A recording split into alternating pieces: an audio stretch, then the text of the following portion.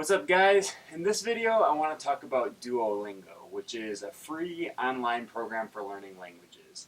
And they have quite a good number of languages on there that you can learn. So if you don't know what it is or you haven't tried using it before, I definitely recommend you check it out, because even if you don't like it, it's free, so you're not losing anything. Now, if you've been watching my channel for a while, you've probably noticed that I haven't posted any videos for a while.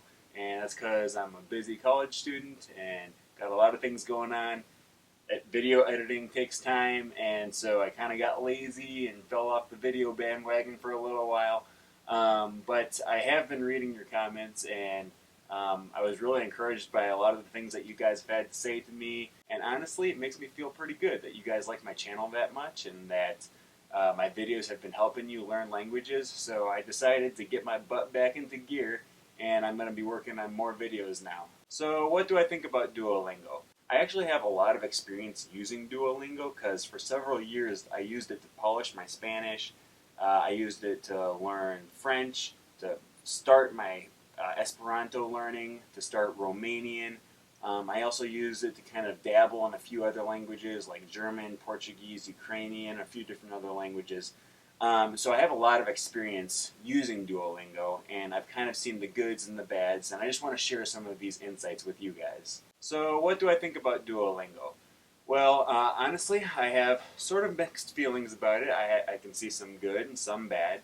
And I guess I'll just start off by talking about some of the good. If you are brand new to learning a language, and you don't know any words in that language, Duolingo can be a pretty good place to start. For example, if you want to start picking up Ukrainian and you don't know a single word in Ukrainian, where do you start? Well, Duolingo is a pretty good bet because they do a good job of starting you off from scratch, just with the very basic words: man, woman, to be, eat, bread, the very basics. So you're not going to be overwhelmed if you start learning from Duolingo from the very first day. And they have a gradual progression that's going to ease you through the different levels of your language learning. Start you off easy and slowly get more and more advanced and more complicated. And they do a good job of introducing new material to you. And that's pretty good. The other thing that I like about Duolingo is the community. It's a very community-based program. It's not just you sitting at your computer or on your phone by yourself learning a language. It can be that if you don't take advantage of the community. But first of all, you get to add friends. So you can send out requests to your friends on Facebook and stuff, and you'll get to compete with each other. You'll get to see how well your friends are doing. And there's a lot of other people that are learning the same language that you're learning, and they have the same questions that you have, and a lot of them are at the same stage that you are. So they have forums and question and answer areas where you can ask certain things or read questions that other people have asked. And it can be really mutually beneficial for you and for all the other people that are at the same stage as you in your language. Every question or every sentence that you're asked to translate on Duolingo is going to have a little discussion forum. So every problem, every question that you have to answer, if you don't understand something, or if you don't understand why you got the wrong answer, you can always click on there and see the discussion threads. And there's usually going to be someone that has asked the same question that you have. And then other people that know more, moderators or people that already speak the language that are willing to help. And that's very useful. Now, is Duolingo really everything that it's cracked up to be? Is it everything they're trying to tell you that it is? No, honestly, Duolingo is not my favorite language learning technique. I think there are other better, more useful ways of learning languages, and for me personally, much better uses of my time. I don't know about you, but my time is precious, and I don't have a ton of time to spend learning these languages, so I try to make the most of my time and use my time as efficiently as possible while learning. And one of the biggest drawbacks that I see about Duolingo is that it's 100% translation based. And they put a lot of emphasis on getting everything 100% right, including spelling. And if you're really worried about getting everything 100% accurate in the language that you're learning, then Duolingo might not be that bad. But that's not most of our goals. Honestly, I'm just using Duolingo so that I can learn how to communicate in another foreign language with other human beings. And it gets pretty frustrating when I get all these questions wrong just because I forgot a letter or I misspelled a word. I've used a lot of other language learning methods like the Pimsleur method or Anki or just talking to other people in the foreign language that don't involve any requirements to get everything 100% correct before you move on to the next level. And really, that 100% accuracy is not that important.